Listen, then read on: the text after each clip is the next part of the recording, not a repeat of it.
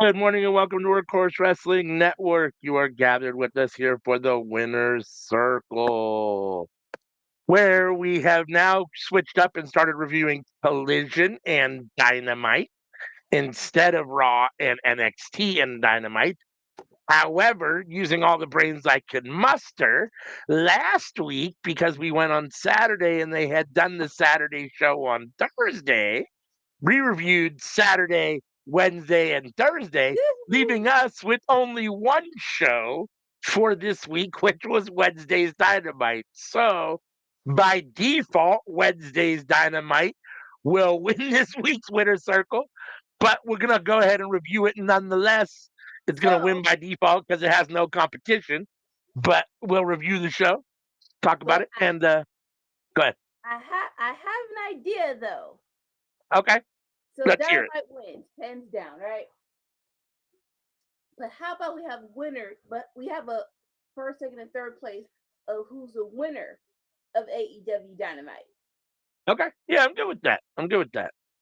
We can Who definitely do that. We could grade the matches and see who's got the the best best match of performance? the night Yeah. and the second and third match. And I'm good with that. All right. So we'll do that for this episode since that gives it a little bit of puts a little something on it.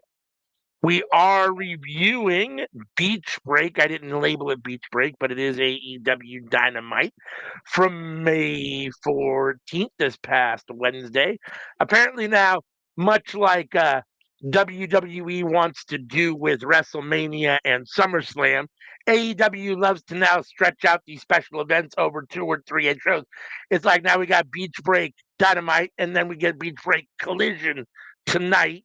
So I guess Beach Break continues. Okay. We're on Beach Break week this week, apparently. So, and they were showing the advertisement for what is it? All In, and now that stretches like 4 days. It's like an All In weekend now. They got it was like I was okay then. It's Dynamite Right. Collision, then All In, then I guess Dynamite again, and then Collision, and then All Out. Whatever the hell it is, it's I like that. mean, Like I guess it makes sense. Okay, all in makes sense because you're gonna be in Europe, right? Or yeah, no, Texas. Well, it wasn't Europe. You're gonna be in Texas, so why like go from one place to Wednesday and then some place for the weekend. So I kind of get that, but like, do we have to call it the all in weekend? Like that part. Let's not overdo it. It's the all in week. We're listen, all in's on the weekend. We're not moving. Call spade a spade. right.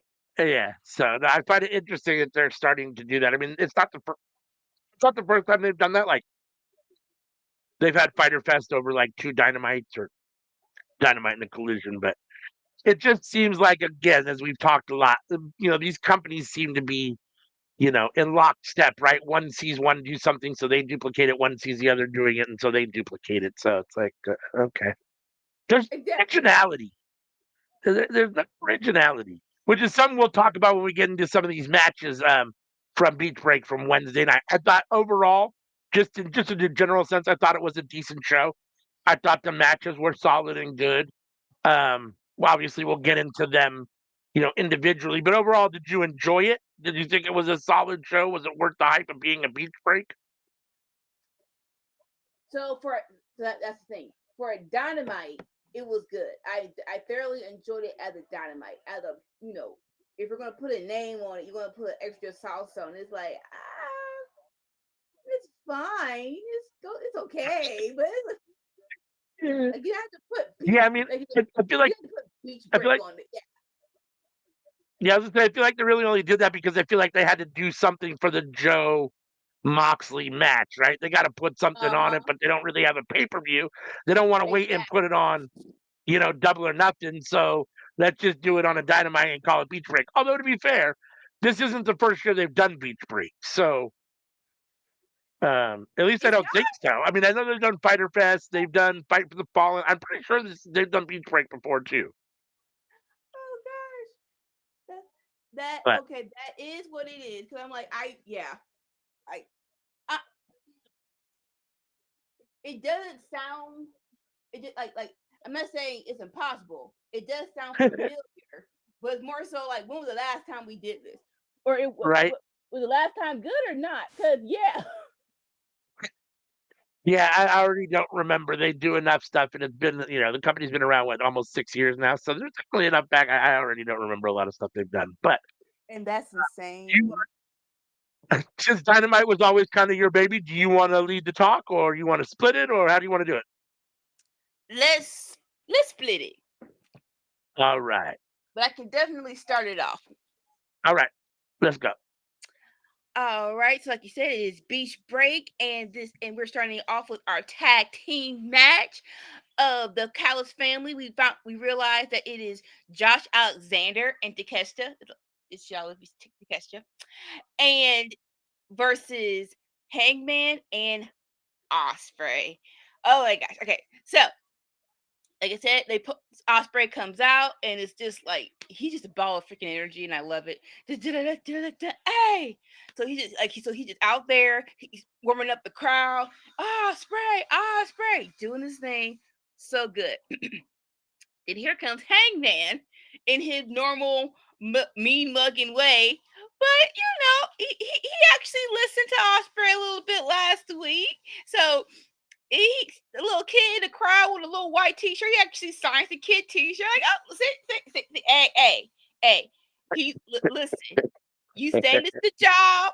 I'm telling you, I'm taking my job back. So let me get better now doing it with the kids. Osprey actually now just like, look, I see what you did there. You did your thing, and then they both have this moment, and Hangman actually smiles, like a genuine smile, and I don't know what to do with that. Like I don't. Mean Mugging Hangman has been around for 2. Is it going on 2 years? 2 years? Is it going on for 3? Definitely 2 years. Yeah. Year and a half. Right? At least two. I think at least 2 years. I mean, I don't know And how long, but I think at least 2 years. we've come to accept that. We've come to what you call we've come to be that is Hangman now, right?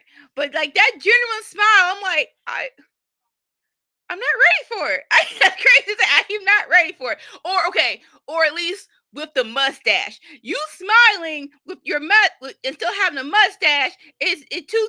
Those things don't go together. So I need one of those to go. That's me personally. The mustache gotta go. So the match starts, and like I said, it's Hangman, Osprey, Takeshita, and Josh Alexander. This is going to be a good match. It's literally a no brainer. Of course, a little squabble of who's going to start because hey, we're not a real tag team. But it's like it's fine. Okay, cool.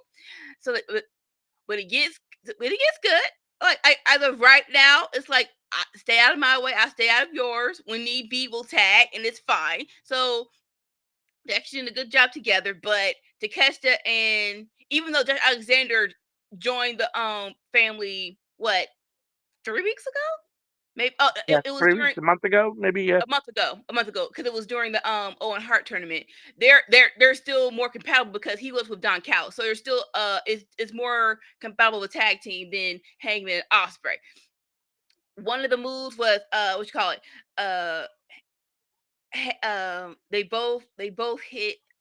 Sorry, Osprey tries to flip over the outside, but he misses. And Josh Alexander holds Osprey and Hangman while the catcher does a dive, and it's just like, you're so good. I need people to realize how good you are because you're so freaking good. Okay, either way, but Josh Alexander's good as well.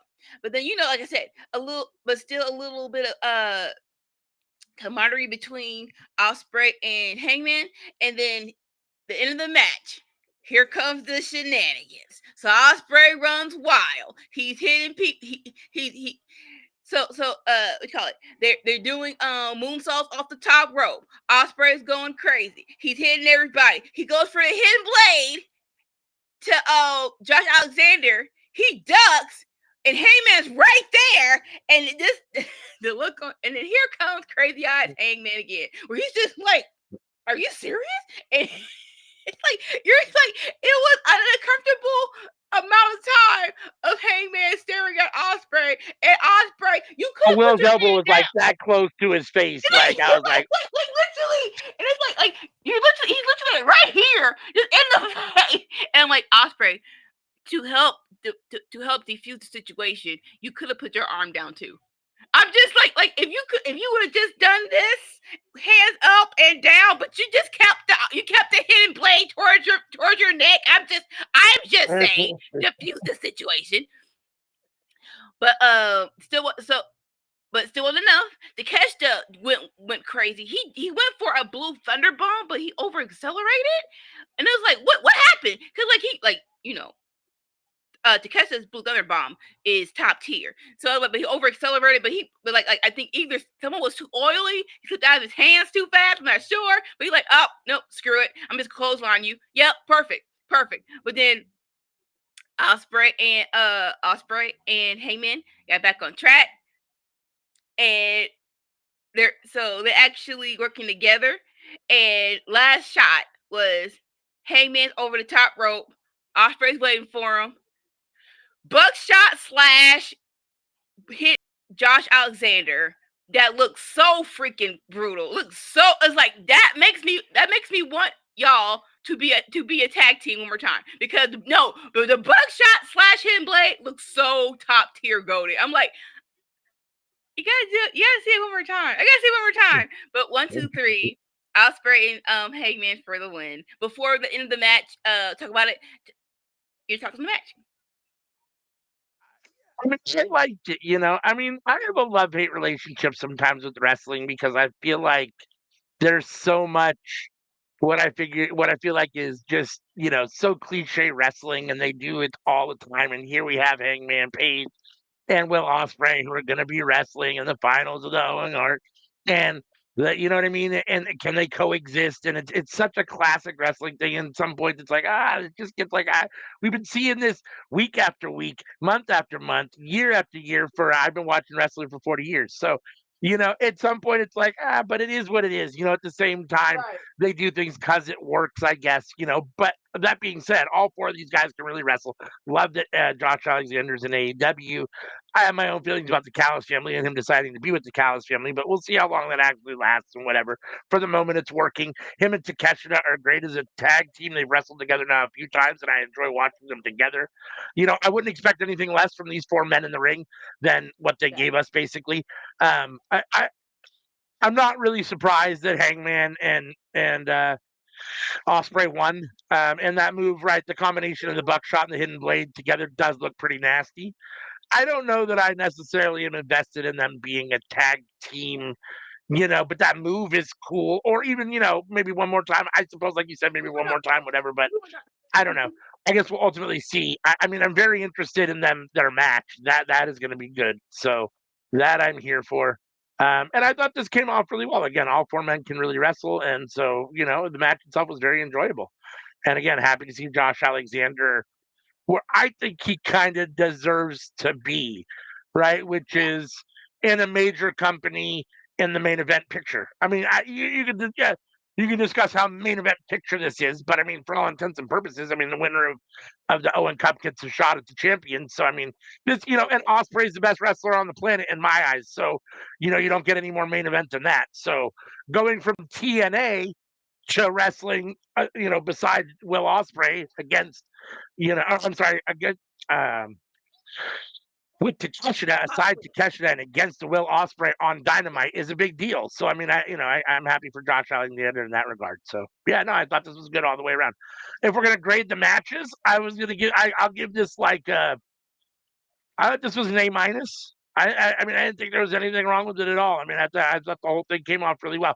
I really liked, you know, even though it's a weird thing because like in the moment when Josh moved and Hangman or Will almost hit Hangman with the blade, but stopped, and they had that little moment that you were talking about.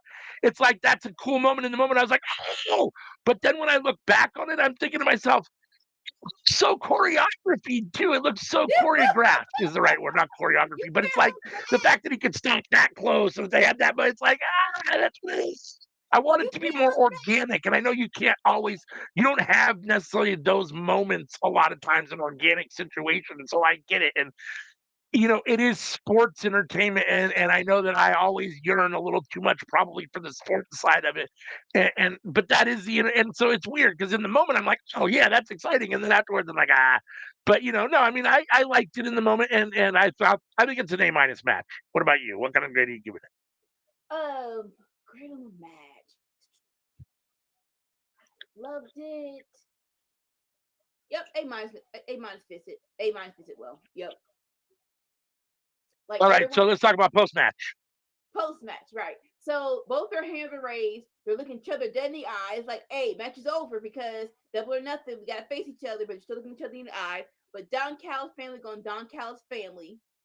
So here come, hey D. So Don Cal's family going Don Cal's family. So they're gonna jump from behind. They're jumping on Osprey, right? And so Osprey, but at one point in time, Osprey gets the upper hand. So he's just flailing around. He's just hitting people out of sight, and he hits Hangman. Of course, you hit Hangman because you can't do anything freaking else. So Hangman's like, "All right, home, that's the second time you gonna hit me." So then they get into a little shoving match, right?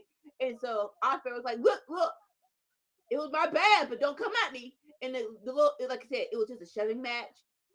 Osprey leaves the ring. Like a little frustrated because you got hit, you got attacked from behind. So I understand your pain, but and then it's over. It's like, listen, like I said, I'm not done with crazy Hangman just yet. Because in my mind, right, and that, like, you already almost hit Bladen. Then you hit me. Then you actually hit me after. Then you hit me after you thought someone attacked you. So maybe I'll give you a little bit of grace because you thought I was either Takesta or Josh Alexander. But yeah, I need Crazy Eyes Heyman to go off on Osprey just one more time. Like, okay, all right. Like, third time, that's it. You're out. I like and just buckshot you out of nowhere. But it was fine. Like this is just a reminder of we're not friends. We're competing against each other, and that's okay. All right. See, we had a video package of Moxley and Samoa Joe gearing up for their main event cage match this evening. Solid video package. I mean, it's something I that you loved get. it. Yeah, Got taught. it was really good. Nothing. I Let's see. I'm I sorry. loved Go it. It ahead. was really good. It's only been a month for this feud, but they said but this feud been set up so well. It's been set up so freaking well, and wish it was double or nothing, but I understand it was good here too. All right, that was it. Yeah, I mean, I think one of the reasons that this is good is because we both have so much. We all have so much experience with both of them in history with both men, and they have experience in history with each other and all those kinds of things. So it's not. It's one of those things where it doesn't take a lot to light the match between those two when you want to do it, right? I mean, it's not what I would call like a natural long term rivalry per se, but it's Right, one. It's two guys that you can always say, okay, you guys want to go and do a little program together and do something, and it always is going to come out good, right? And people are going to be right. excited because it's Moxley and Joe. So, Show. It is. I'm trying to remember. So, I'm trying to remember how it actually went down because there were two segments with Oh, Top Flight and MJF. There was one and Dustin and them. There was one where it's all in the ring and on the ramp, and then I think there was one where it was just backstage. I think the first one was Top Flight and Layla Gray are talking about how they're frustrated, I think, with yep. MJF. Um, and then whatchamacallit, the Sons of Texas, I, Dustin and oh my God, Sammy Guevara come in and they're talking to Top Flight, I got you. and that all happens before Ricochet versus Zach Gallen. So I'm not mistaken. I think that's all No, no. backstage. Yep, you're absolutely right. Renee Paquette is interviewing Top Flight because even though they got beat up last week, uh, uh, they got a match between, they got the match with the Hurt Syndicate for the championship. I'm like, what are we doing? Like, y'all real life don't like this tag team division because, like, they got beat up, but they still have a match.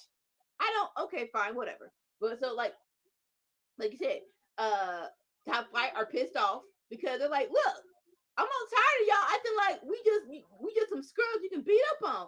And so it's like, MJF, you do that, like you said, you do it again, I'm gonna bite your finger off. I think that's what he said. And they're like, listen, today we're just gonna, basically we're gonna shock the world. We're gonna beat Hurt Syndicate for the tag team championships. And then, yeah, freaking Sammy Guevara and Dustin Rhodes come in and say, we know like Hershey is out there, so MJF might be out there. So just know that we have your back. Sir, no one asked me how to have my back. Okay, look, listen. I'm sorry. I love Dustin. He's a legend. He should be in the Hall of Fame. But why are they here? Why are they in this segment? I don't know. Like why? I'm like why are they a part of this tag team division? You was old, Yeah. sir. You move very well, but you was old. So stop. I mean, I guess I don't understand why by default, because they have the Ring of Honor tag team champions if Me they're involved too. in the AEW tag team champion situation. Like that seems odd, but okay. It is what it is, I guess. I mean, I don't have the same feelings. I mean, I know you like Dustin, but I don't have the same feelings about how old he is because he's not that much older than I am. So, um, but You're not trying to I wrestle like younger Dustin. guys. I'm so happy to see him around, and I like him and Sammy together. I think they're fun. I don't know about the name the Sons of Texas, but okay, it is what it is. This is interesting. I mean, I think the problem is that for me personally, and I'm afraid for maybe other people out there, there's no part of me that ever thinks the top flight's ever really going to beat the Hurt Syndicate. Right So, now, yeah. and Yeah. and not that Sammy Guevara and Dustin Rhodes necessarily have any better chance, but inserting a third team, I just think gives the whole thing a little bit more because Mm. Top Flight versus the Hurt Business is only so much. I mean, and even with crew involved, which they're indirectly involved too, like Action, I mean, like, don't get me wrong, I love Leo Rush, and he moves the needle for me big time. Action Andretti, I don't know, I mean, he's a solid wrestler, but I don't. So, Crew is a tag team, they are what they are. I mean, I'm not necessarily opposed to them, but I don't. Let me just say, unfortunately, neither Top Flight nor Crew nor the Sons of Texas at this point have any business beating the Hurt Syndicate or being tag team champions. So it is what it is. They have to defend the championships at some point against somebody. So I guess these are three teams that they can do it against. But if any of these three teams actually beat the Hurt Syndicate, then we've got a little bit of an issue. So that being said, I still am ready for Bobby Lashley to get back to some singles wrestling. Like watching him tag team wrestling is not his sweet spot. Let's just put it that way. Like he's fine, but like you said, we'll talk more about it when that match comes up. Like you said, Yeah. after that we're getting Ricochet versus what's his tell me his name. Zach Gowen. Zach Gallen. And for people who don't know, Zach Gallen started his wrestling. Well, he was introduced to wrestling for us on WWE 2003. Like I said, it was he was on the SmackDown roster. It was a fine storyline. It was all right, but it wasn't like like I have fond for me personally. I have fond memories of it. Not really. So it's like, but like I said, it is what it is. This started last Collision where Ricochet was just healing it up, and what's his name again? I'm sorry. I'm so sorry. Gowen. Zach. I'm gonna call him Zach. And Zach, and he was healing up to the point where so he was about to cut security guard's hair, and Zach gave me and it's like, listen, that's enough. And he actually ripped and then Ricochet ripped his leg off. So we're having this match now. Fine. The dude from Ring of Honor, the announcer, Ian Riccoboni. Yep, Ian Riccoboni. I know names. Ian Riccoboni is actually on commentary, and he gave a little bit more to this. After Zach left WWE, he actually was on Ring of Honor. So I'm like, okay, cool. That's a nice little shout out. I like that. And the match starts, and of course, like, listen, it's a dude with one leg versus a dude with two legs. So it's like, how entertaining. There we go. How believable will this be? Honestly, how believable will this be? But they've done it, and it was actually very much it's entertaining. They start off with like so, Ricochet was healing it up, talking about let's go, and Zach was like, no, let's grapple. So he gets on his knee. It's like, come down here, let's grapple. And Ricochet takes the bait, and Zach actually got two legs up on him. Like, he actually got the upper hand. See, this is not right. The upper hand on him was like two little flips. I'm like, okay, cool. Ricochet like, nope, not doing this, not getting embarrassed. So he goes to leave. Zach follows him, and that's when it's like, sir, you should have just stayed with the game plan. And so Ricochet countered, and basically after that, it was just more so Ricochet just healing it up and just being a, for lack of a better word, dick. And so, and one moment here, cause I have to find it. During picture in picture, Ricochet goes for the figure four, and then yo dumb behind actually forgot he only has one leg. I'm like, you idiot! I can't stand you. You real life forgot that fast. You can't do a figure four on him. You crackhead. Emotionally, and so side note. One moment here. Someone on a so Proof Jason X puts in his, what you call it.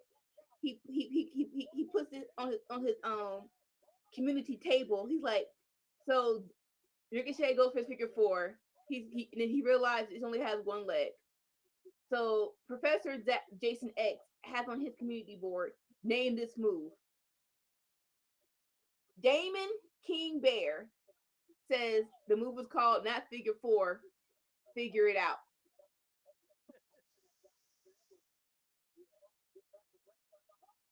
Like, you win. Nobody else say anything. Stop, because you're a butthole in all the right places. It wasn't even your fault because the dude said name the move, and you said not figure four, figure it out. I had to highlight that because I was so dumb. Okay, so back to the match. Back to the match. Like I said, Ricochet is just playing with him. He's just like going for spring or moonsault.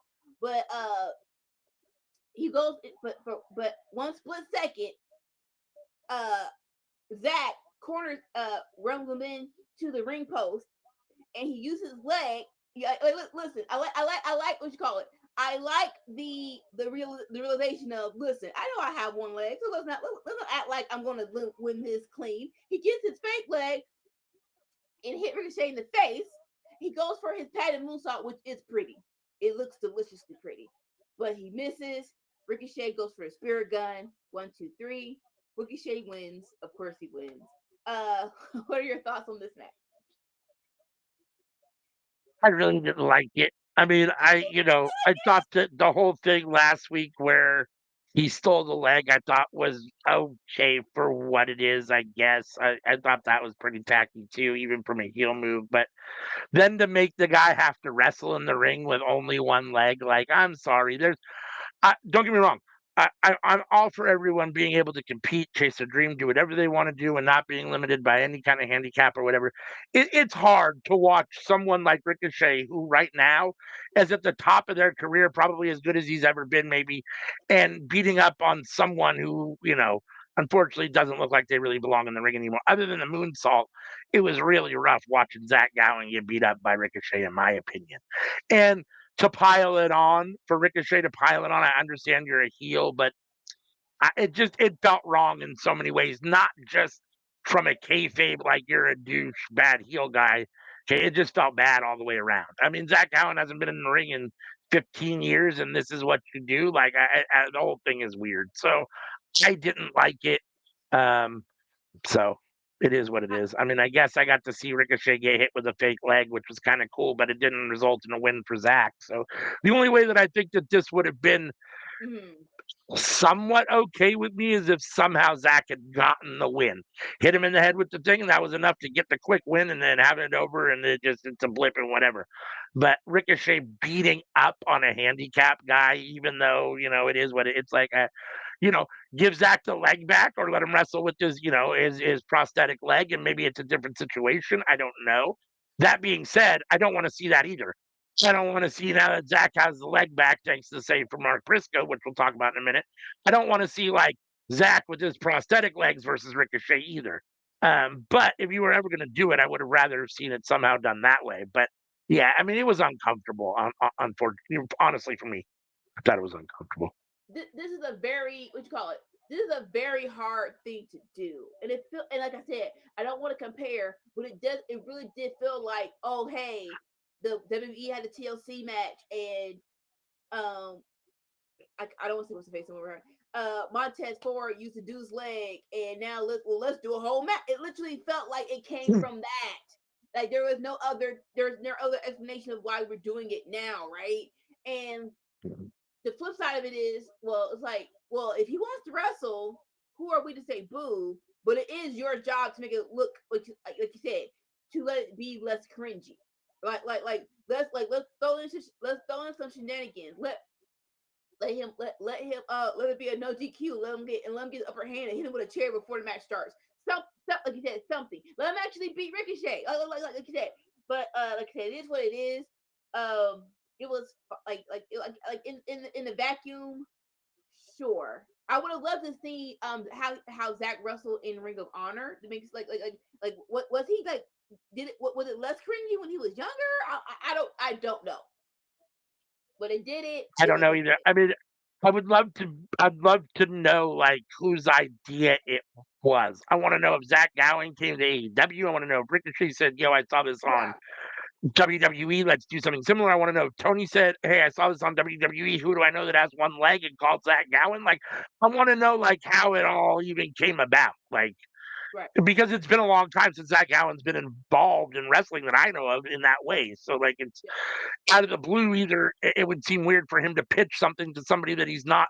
The company's not working with or affiliated with out of the blue, right? So you'd think the call would come the other way from either Ricochet or Tony Khan, yeah, the whole thing is weird. So I don't know. I mean, I guess if you're Zach Gowen, getting on TV at this point is something. But yeah, for me, it was hard to watch. Yeah, there's a So fine line where it's like you can be a heel and still be, uh, and you can be a total heel where it's like sometimes it's like that's a little extreme. And for me, watching this was a little extreme. I thought yeah. Um, what was I gonna say? I think more Mark so Briscoe. like Oh, yeah, more so. But before that, more so Collision. Zach was with kids. I think in his mind, my kids haven't seen me wrestle. Let me do it one more time. I think that'll be like that's a nice moment. But again, if I something up, I'm going to win. I don't care. well, that's the other thing. They could have done this on Collision. It didn't have to be on Dynamite Yeah, on Beach Break. Like this doesn't deserve a Beach Break spot on Dynamite. You know what I mean? This deserves a regular Saturday Collision, right? Like it I shouldn't agree. be a Yeah, big deal. So yeah, no, I agree. Like I said, so at the end, Ricochet is still healing it up. He's now we're getting to the territory of sir, you're doing the most. He gave one more spirit gun to Zach. He's kicking him in the face, and then here comes Mark Briscoe to front me like, "Hey, bro, stop! Match is over." And Ricochet runs off, and he's still, posing on the ring ropes. I guess we're getting Ricochet versus Mark Briscoe, which I'm not mad at. I'm not mad at it, but like it is what it is. Uh, we're grading matches. We have to grade the match. What grade do you give this match? for me, this was like a C minus, just because it was so uncomfortable. I mean, I want to give something to Zach because at least he got out there and tried. He did have the moonsault. He gave an effort, but man, I don't like the booking. I don't like the storyline. I don't like the copycatting. Like you said, it feels like the copycatting. And it was really hard to watch. I mean, there were a couple times where I turned away. I mean, it was very cringy. So I'm giving this like a C minus. I'll go C. I'll go C just because Zach gave effort, and I don't want to totally like make it feel like it's on him. This is on Tony Khan in the booking. They should have never done this. So it's not Zach Gowen's fault. But yeah, this is a C for me. Uh, I agree with you. This is C. All right. So next, What? it was actually a MJF segment. You go.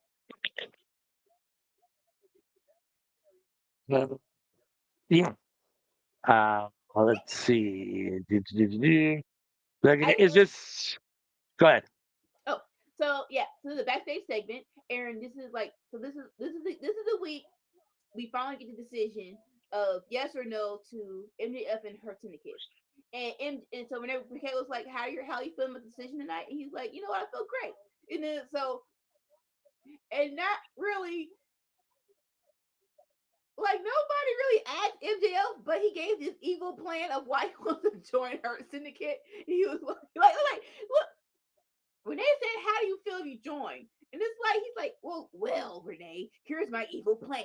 Everyone knows I don't like to like everyone knows I don't like to for wrestle on purpose. So if I'm gonna wrestle, it'll be for profit. It'll be for world championships. And if I'm gonna wrestle for a championship, I want to make sure that I don't lose. No, so I joined the three-headed beast, which is her syndicate. I know I'm guaranteed to win back my triple B. Like it was a like so Neighbor Kid was like, well, you're so sure about joining the group. Have you ever wondered what would happen tonight if they all say no? And it's like, oh shoot, that really did come to my mind. If they say no, what happens afterwards? And so here comes MVP. He passed him on the shoulder, and he's like, "The snap you asked for." And then Renee be healing up too. She go pat MJF on the shoulder too, and get that little last pat back. I'm like, ma'am, get your hands off me, ma'am. You didn't have to do all that. You didn't have to do all that. But yeah, serviceable segment. What your thoughts? I mean, that's fine. I mean, one of the great villain cliches just in general is that they talk too much, right? They always one of the ways you thwart a villain is that they're too busy telling you their plan while you're getting out of it. So I mean, this is kind of classic villain stuff, and it's classic kind of MJF. I do think it's a little when you talk about you get but he's sowing the you can already see the foreshadowing, right? He wants back the triple B, but Bobby wants to be champion. So that's how is that going to work out? I mean, there's going to be that natural rub there. So, it's and I mean, MJF is a great promo, and this is fine. I mean, I thought it was fine for what it was. Like I said, it was serviceable. All right, and so next we have our World Heavyweight Tag Team Championship match: Top Flight versus Hurt Syndicate, and this was cool. This was cool. Again, it's like number one, didn't know, like, I'm not sure when they announced it. They probably did on social media, but I didn't know this was happening until they actually announced it last Wednesday. So it's like, okay, fine. So I'm like, how much hype do you get for this match? And you really didn't give Top Flight like any indication that they were going to win, right? It's like they got beat up. You gave them a match. That was it. It's like, y'all know how to do this well. Y'all know how Was to this hype. technically a title match? For some reason, in my note or the notes I'm looking at, it says non-title, and I don't remember now specifically. I'd have to look at it again, but I thought it was a title match as well. But I'm Yeah, reading somebody else's notes, not my own, and it says right. non-title in there, so Um, I don't remember specifically. It's not an issue either way. it's It's not. not an issue. Either way. Well, I get it makes okay. The difference is giving them a championship match after they get beat up is hella weird. You're doing it. So If it this would is seem better that it would be a non-title. it'll be exactly. It'll be a little bit better. It'll be like what Tony Storm was doing, which is a championship eliminator contender. Oh Whatever. my God, we'll It's like get to those. at least that one changed. But yeah, but like okay, but like you said, they have this match, and Top Flight in the ring is Top Flight. They're goaded in that ring. As you're gonna be thoroughly entertained. But it's her syndicate, and so they're exchanging moves. Top Flight comes out. Top Flight comes out. Uh, you call balls to the wall. Doing like it's like listen. Our speed is our power. We're going to give you all the speed we're asking for. I love the tag team. Someone pointed out that Shelton and Bobby as a tag team. Shelton it usually gets all of the offense before giving the hot tag to Bobby. And hey, go in the ring. I think we all can agree that Shelton is hella faster than Bobby. So it's like it makes sense. It makes sense. like I said, Top Flight actually starts off well. They actually are attack Bobby and Shelton, but it's her syndicate. They get the upper hand, and Shelton just goes balls to the walls with like his. I how is he? And he is still moving. He's moving well. It's not like oh, it's decent. Oh, it's a standard. No, He's tag team champion because he should be. Because he's still moving very much so well in that ring.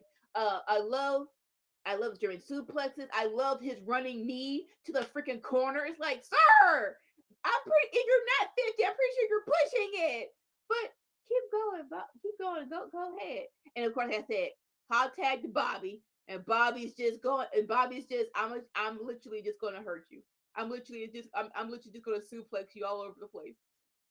I love like it, I wish we could have mic'd up MVP because Layla Gray was with Top Flight and MVP was with her syndicate, and it was sometimes where they went on the outside and Shelton and Bobby was hurting Top Flight, and you kind of see. You can't tell me that MVP was controlling Layla. We couldn't hear it because he wasn't mic'd up. I'm like, you guys didn't him to be mic'd up. You can't tell me he was controlling him when when they're getting beat up right before yeah, like come on dude, you like I would have loved to see how he was trolling Layla Gray. That would have probably been hilarious. Tag to Bobby, a hurt lock, tag out, her syndicate wins. Thoughts on the match? I mean, that's whatchamacallit. Top Flight owes you some money because you talked more about the match than the match lasted. So, Don't do that. um, this was, I mean, for me, this was Max Casterish. Like, I don't understand. Top Flight It has looked been that one bad. of your bigger, not bigger names, but well established names. Let's say that. I won't say bigger, but it's a name that Established. everybody that watches AEW knows. And you came Yeah. out and you squashed. I mean, you destroyed them. You buried these guys in under four, like barely over 4 minutes. Like this was total destruction from the Hurt Business. And don't get me wrong, I understand it's the Hurt or from the Hurt Syndicate. It's a Hurt Syndicate, so they are what they are, but it makes Top Flight look very, very, very, very bad here. And I don't understand that. I mean, I don't understand what you're doing with Top Flight. I don't understand what you're doing with Max Caster. I don't understand the Tony Khan thought process of making your wrestlers deliberately look bad. I just don't get it. I don't. It makes no sense to me. So it is what it is. The match is what it was. I had no doubt the Hurt Syndicate was going to win.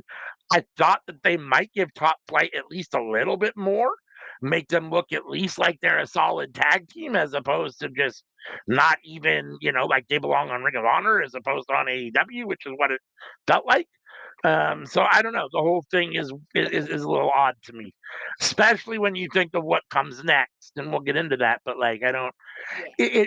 If to clear out in theory to move to squash Top Flight to have a match with Dustin and Sammy makes zero sense to me. So, That is let's get into it. Bobby has a hurt lock on Dante. He's not letting go. That brings out Dustin. Like, all right, that's enough. That's enough. The match is over.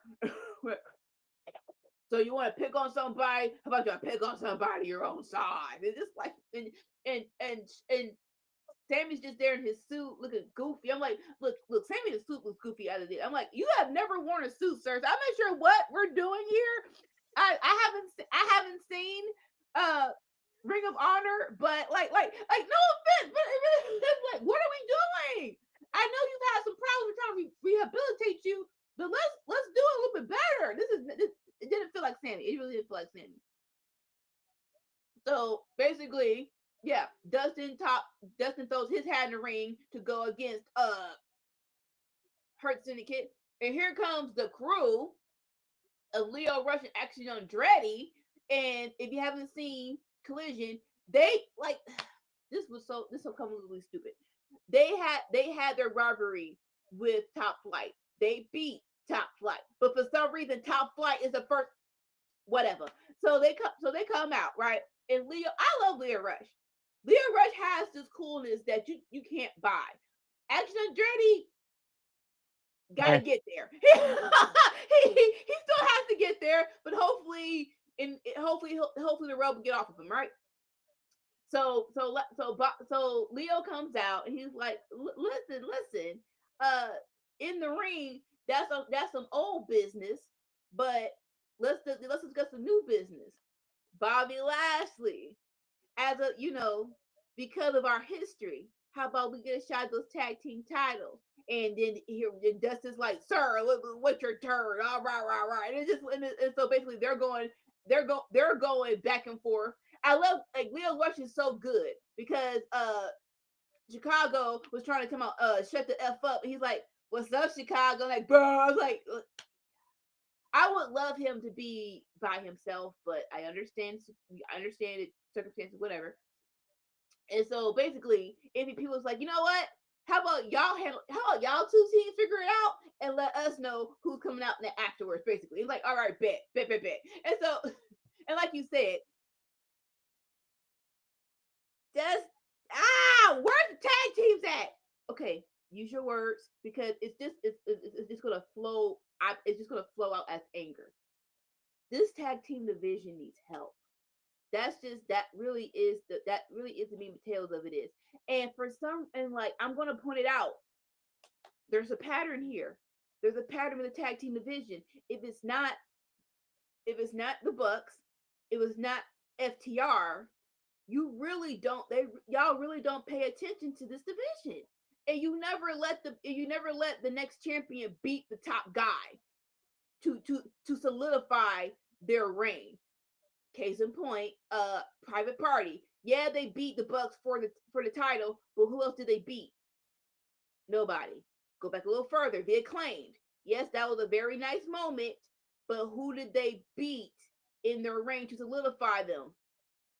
Nobody. And like I'll go a step further. I can keep going. Like listen, Swerve in Our Glory really didn't beat anybody to if you're going to use your other two tag teams for other and the Young Bucks I get because they're with the elite and the elite should be in the main event with and because that is the story that this is their company so I can see why they're not going to be in here all the time but FTR the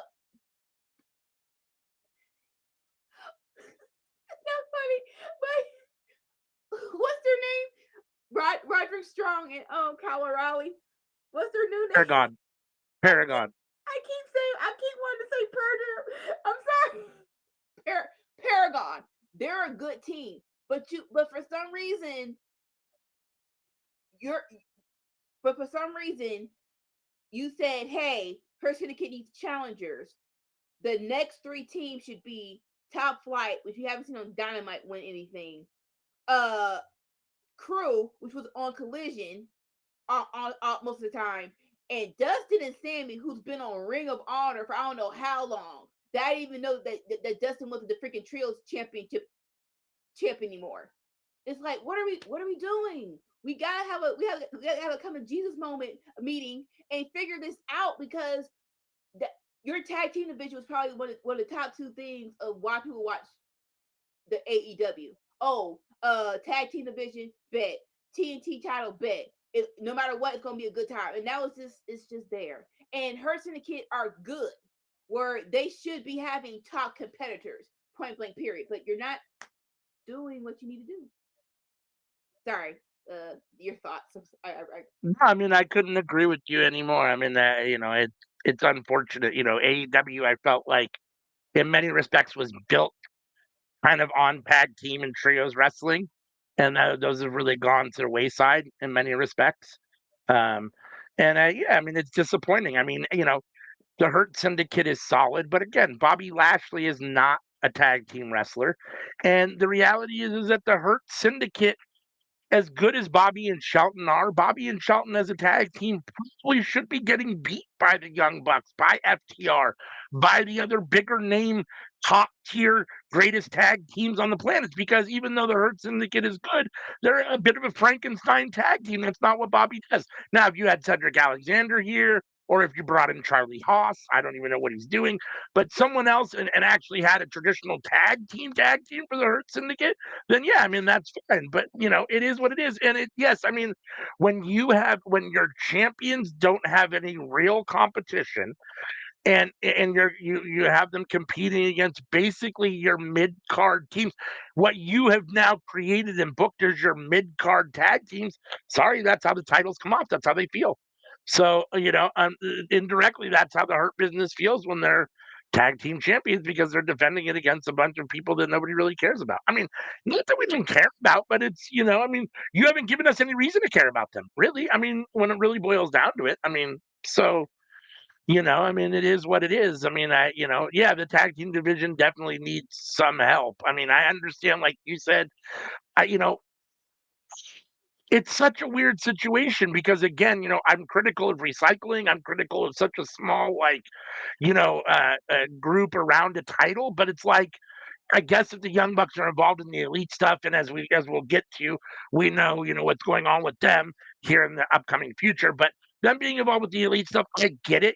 At the same time, where they and FTR, like you said, I mean, FTR being involved in what they're in instead of being in the tag team division feels weird and competing for those championships. That's where they should probably be. They lost Lucha Brothers, which is a big loss. Yeah.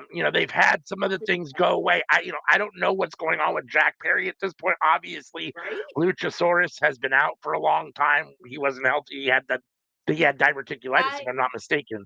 Yeah, I didn't know because I was like, wait, what happened to Lance Archer and Brian Cage? Brian Cage got hurt. I'm like, when did that Okay. happen? Like that gone. So like, I will give you a little bit of grace because I was all up in for them versus Brian Cage and Lance Archer. Granted, before he got hurt, you switched them and it was what you call it, Big Bill versus Brian Cage. I love Big Bill and Brian Keith, but I would have definitely did Lance Archer and Brian Cage first, but that's just me. But I'm like, that was your decision, and like, look, and like that's another thing. It's like you think you think you have all the time in the world, but then people get hurt, and it's like, oh, well, you missed out on an opportunity.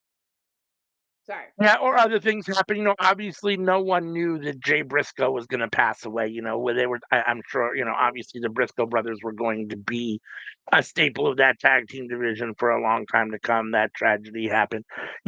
Other people have left. I don't know what Kota Ibushi is, but the Golden Lovers would be an awesome tag team. I don't know what he's doing at this point. So there's a lot of stuff, but it felt like in the early days, that's where they were really focused. And now that clearly it's gone away from that. So, you get what you get, right? And right now you have a bunch of mid card teams competing against your tag team champions. So, and honestly, it feels that way, unfortunately. So, And side note, my mind went to Speedball and Kevin Knight. Kevin Knight went to Japan. I'm like, well, hold up, wait, y'all just signed him, right? So yeah, you tell me to put over here, do one match, and then go to Japan. You gonna call him to wait 2 more weeks? That's just me, whatever. Okay. yeah. Let's see. Next was the women, No. right? Non-title. Oh, go ahead. No, yeah. So first thing, grade the match. Got grade the match. I got to grade the match. Got to grade the match. Well, obviously the match itself is like a D because there was no. I mean, Top Flight got like maybe 3 moves, 4 moves. I mean, it was less than 5 minutes. I mean, if we're grading it when you include, if we're including the post-match stuff too, which even then wasn't all that great. This is probably a C2, C minus. I'm going to give this a C minus because of the way the Top Flight got squashed. I'm gonna give it a C. I would give it a C. Seriously. Yeah. All right. So after that, MVP's on the mic. He's like, "Listen." No, that's right. The moment MJF again. MJF always Jeez for. Louise. Yeah, and he's like, "MJF, come on. This is your moment. You wanted this." MJF needs a kiss, but he doesn't come out, and so he's like, "So Shelton, evidently MVP MJF forgot his way to the ring. Can you go get him?" And Shelton's just, I'm like, "Sir, you're old." I didn't like just mean like you just jogging, like you just like just renewed spirit or whatever. Your energy makes me mad. I'll just say that. Okay, whatever. Oh yeah. So Shelton goes to the back, finding MVP, and TK is such a freaking dork, sir. Man, like, sir, I don't understand. Like, I need you to do better. I need you to take some classes. You're just a dork. So Shelton's looking for MVP. TK has the headset on and he's pointing. He's right here. he's right here. And MJF's like, hey man, I was looking for you. And so he's like, so she's like, come to the ring. He's like, yeah, I was going that way. That's a great idea. Let's go. And so Shelton escorts MJF to the ring, and MVP. It's too many freaking M's. Sorry, MVP starts it off like, listen, y'all know how this goes. You thumbs up for all of us. MVP never changes. Thumbs up. Shelton, a little bit of hesitation. He's like, it's still a thumbs up. And here comes Bobby, and Bobby basically jacks up MJF. He puts his tie to the side and offhanded and just like, you like the scarf? I'll give it to you. And so it Bobby's playing with it. He's like, yeah, no. And when he goes down a little bit, you see the fear in MJF's face, and then he finally thumbs up. And I hate that MJF's so good. The look on MJF's face is so stupidly excited. Or he did, and so he jumps, and so and Bobby Lashley's a freaking stone. He basically jumps on Bobby. Bobby doesn't move a muscle. He's like, hey, bro, it's too much. He's like, and just like, my bad. I got overexcited. And then he just goes stupid. And he starts leaving the crowd to chant, we heard people. He goes to the corner, and MVP's like, our new member of the person to get MJF. And so so he's excited. He actually raises the ropes to let the Bobby and Shelton leave the ring, and it's now official. It's over. It's official. Thank God. MJF's officially with the Hurt Syndicate. Your thought? Well, I think it's only the beginning because this is going to drag on and on. Is now him part of the Hurt Syndicate.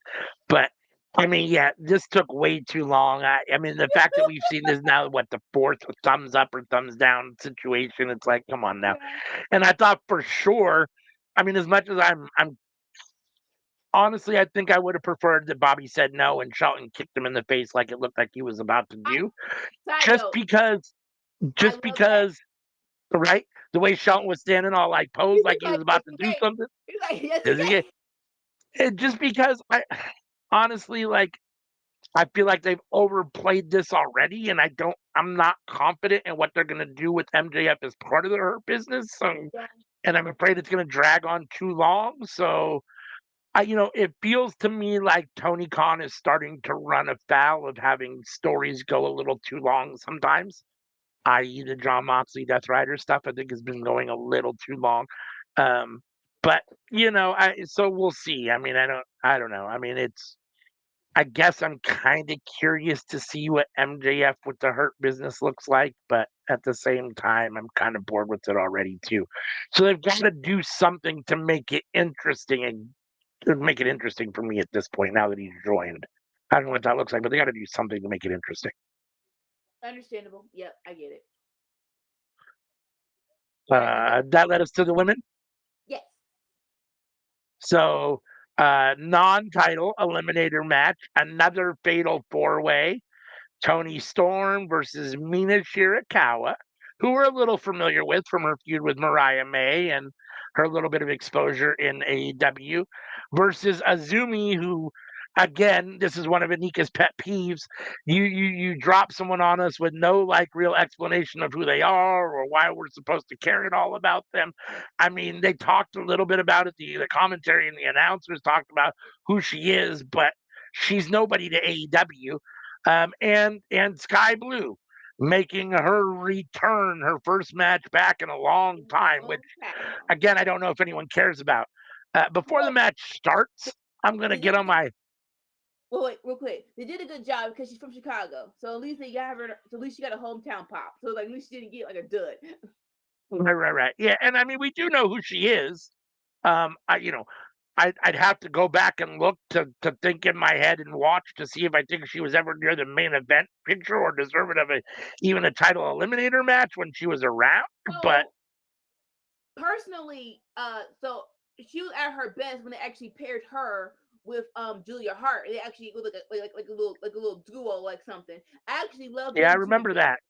that. And like I do remember that. personally, even though yes, she's in her hometown, I would have more preferred that she debuted to help Julia. Like I think that would have better helped her come back. But you know, it is what it is. Yeah. So just before I'm gonna get on my soapbox for a minute because this is another title eliminator, which I've already been critical about. 2 weeks in a row now, we're gonna get a fatal four way. I mean, it's like doing here. Like and I understand it's not in this reign, but in her now fourth title run, Tony Storm is 12-0 before this in title eliminator matches. So just let her defend the title. Just let her defend the title. I don't. It makes no sense why someone should have to beat the champion twice. It just doesn't. I don't. I mean, that's a truly unfair advantage. And the reality is that the champ's a champ for a reason, and you shouldn't be beating them twice. So I mean, it's unrealistic. So it is what it is. That being said, Mina Shirakawa is a very solid wrestler. Yes. Azumi is very good. Tony Storm is very good. Sky Blue, is what it was. She looked a little rusty. She tried to hit her code blue a couple times. It didn't quite come off right. The one time it was countered, the second time it looked like she just kind of fell off her back. But it is what it is. Got to give her some I grace hate because her move. No. she hasn't been in the ring for a while. So No. Even before she left, I hate her move. It makes no yeah, like as people who discuss how moves make people stupid. It's so stupid. Like the setup, you have to hop on someone's back to do the back. cold move, and then you're not even hopping. Like okay, if they're between my legs, I'm hopping on you and then doing it. No, you're doing some kind of Russian. I gotta get up and do it.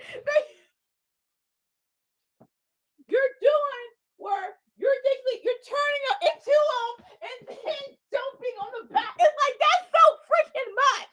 Why you Wrestling thought 101 with yes, Danica. you thought me spinning and then jumping on the back was a good and it makes no sense because they have to be then the freaking person has to stand there hunched over until you're actually landing on their freaking back. Who told you this? Okay, I know they have trainers in AEW. You can't tell me they don't. So someone tell this girl this is dumb. Like you doing a whole turn to jump on the back. If you're gonna do it, just do it how Melina did it. Melina did it perfectly. But basically, they were between her legs. She just hopped on the back and did it. It wasn't a spin turn thing to be extra special. It looks extra stupid. No offense. Okay, I'm sorry. No, all the offense taken. Change the freaking move.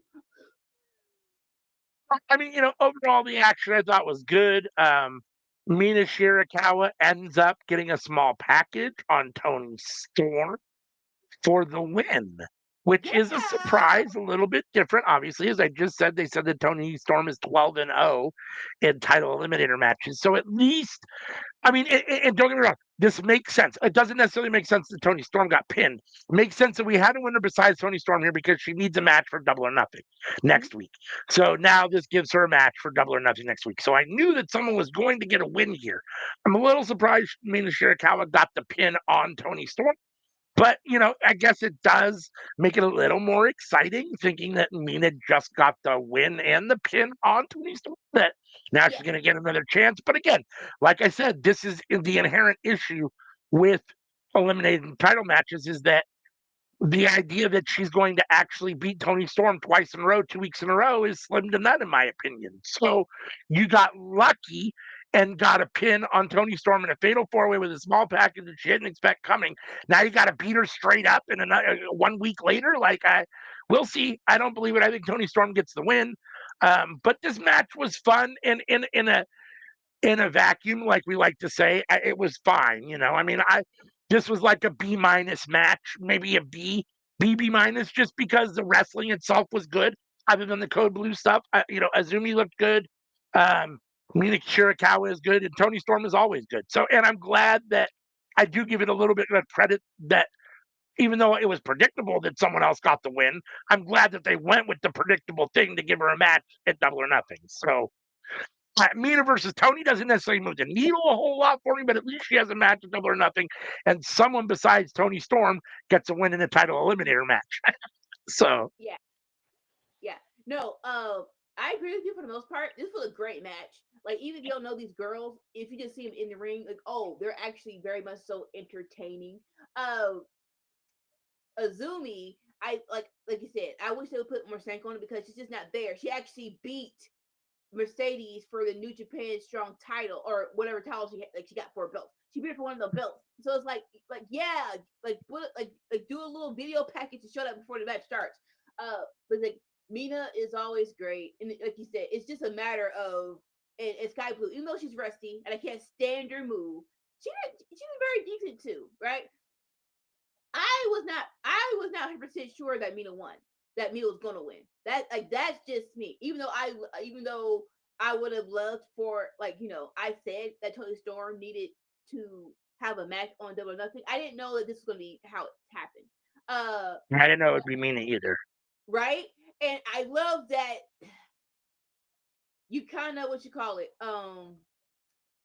I think that Mariah May is definitely heading towards WWE because during the match they were like during the match before they faced off, Mina and Tony start like, "Hey, I know you. How are you?" And it's like, yes, they were involved in a love triangle during the summer. You didn't say who the third person was. You just It said was she who must not be named. it's like they were a part of a rivalry from last summer. It's like, y'all, oh gosh. So I guess she's really leading if you're not even going to say her name. Like, you're not even going to pitch to keep her if you don't even say her name. But again, it was fine. As everyone who's available now for Tony Storm to have a match with a Double or Nothing, I will. Yeah, I'll say me. Yeah, Mina's probably the best choice. I'm like, my mind went to Willow, but Willow got other things that I do approve of. I do approve of her being in. Is she going to involve in that match? I do approve of her being in that match. So she couldn't be in it. Statlander, they're not really hyping her up like that. That's a shame because her versus Tony Storm is going to would be so great, but they're not hyping her up like that. So at least with Tony and Mina, it's a little bit of history there you can build up on, even though you're not going to tell us how they built the history. It was a very important third person in the storyline, but whatever. So, but so yeah, right now, Mina's probably the best option to have this match at Double or Nothing. Yeah, I mean, I don't, the women's division isn't necessarily the brightest spot at the moment, short of a couple women that I really like. So, I mean, yeah, I mean, it's fine. I mean, it is what it is. I mean, Tony Storm needs competition. Yeah, There aren't, you're not, it's fine. I mean, I like Azumi. I like Mina Shirakawa. So, uh, you know, yeah, for them being around Tony Storm in the title, I think is fine. I mean, they both have, incredible resumes from overseas. So, they've earned the opportunities, even though I haven't seen it, I know who they are and I know what they've, done and been able to do. So, they have a right to, even though I'm not, we're not necessarily all that big on people just coming in somewhere and getting a shot right away and all those things. You also know, like when someone's a big name already, they don't necessarily have to do all the same stuff that someone that isn't does coming into a company. It just is what it is, right? And that is one of the benefits of having the reputation that precedes you, right? I mean, being considered good already. I mean, you've earned that, so why should you have to go and start at the very bottom again? Like, I understand not just putting a title belt on someone right away, but at the same time, they shouldn't be at the very bottom either. So, well, I get it. I mean, I like it. They do need to do more. Mina's been around for a minute, and she had her feud with Mariah May, and obviously Tony Storm in a little love triangle. So we know a little bit more about Mina because she's been around. I'd yeah. still like to know more. I'd still like to get to know more about Mina and definitely more about Azumi if they're going to be around. I don't know if Azumi's going to be around or if this was a one-off. They did say that Mina Shirakawa during this match is officially AEW now. They said that before she was doing like, platooning back and forth and whatever, and was still part of, whatever it was over there in New Japan Women's. I don't know what they call it over there, but now she's officially Stardom. AEW. So stardom. But I thought she was also New Japan Strong. That Mercedes and them. That's not a Stardom title. That's a new and start. I guess That's Stardom works. They So coincide with New Japan, I guess. They they work go, together. So yeah, they work together, and I feel like with Mercedes, that's when they're like, oh, we're gonna use her to the brightest abilities, and that's when they made that's basically why they made the New Japan Strong title. So like, so yeah, it's like a little bit of a cross promotion, yeah. so I mean, I'm here for them being around. I do miss Yeah, some of the mainstays. I wasn't necessarily the biggest Britt Baker fan, but I miss her a little bit to a certain extent. Thunder Rosa, she's around, but she's not getting the booking that she was before. I think probably because she's got so much other stuff going on that maybe she doesn't have I the time. I don't know. okay. So they had an eliminator match last before this one, right? That would Right. have been cool if it was Thunder Rosa. It would be cool if it was Yeah. Thunder Rosa. Yeah, Yeah. So, I mean, at the same time, again, I know that I sound very contradictory often because I complain about too many people, too much recycling, and too many of the same people getting too many of the same. But, there is something to be said for, seeing some of the people that you've grown to like or at least get used to over the years. So that being said, I'm definitely here for new people too. So just give us more, let us know more about Mina and Azumi. Sky Blue felt a little out of place. I think this was a little over. I understand because she's from Chicago. It's her hometown. All those kind of felt like she was a little over her head for her first match back in so long. I'm not yeah, sure she even belonged in this spot before she ever went away, let alone now that she's back for the first time. So it seems like you should have put her in something maybe against someone that she had a realistic chance of beating, maybe giving her a win in her first match back. I don't know what that would have looked like, but something different than this because I don't think that this did a whole lot to be like, "Oh, Sky Blue's back, yay!" You know what I mean? yeah, Like yeah, yeah. when they brought her out, the Chicago fans were like, "Oh," and it's like, okay, but she's still just Sky Blue, and then you see her in the ring, and it's like, one of these things is definitely not like the other between these four. So, you Uh, know, yeah, mhm, it is what it is. yeah, yeah. It is what it is, and to that point of having new people here, it's like, can we establish the old people? It's like we haven't really established some of these. Some of these girls still need to have better a better monarch for their name before we can move over. Like yes, you gave Thunder Rosa the belt, but it felt I don't remember her ring like that. Like it was fine, but it wasn't cool, and that's probably because her back got hurt, and so she really couldn't. Like so many people, they still need a little bit more shine before we move past them, and Agreed. so yeah, like we can women's division, we can still circle back and still help hype these girls up a little bit more. So post Oh, match, yep. oh yeah, post match, Oh, that Xavier, Mercedes came out. Oh, go ahead. yeah, no, this is what happens when we have watch out. But no, yeah. So Tony Storm is beautiful. She's real life. That was two. No, that was three. She actually beat me. I actually got beat. That was three. It was like yeah. And so she's like, okay, fine. She went out to the ring. That was three. Like we was to Luther. Yes, that was three. Half like that. Like you gotta face her at double or nothing. Like shit. Whatever's through. Like why she pontificates that she got beat because, like you said, it was 12-0, so it actually was a really big moment.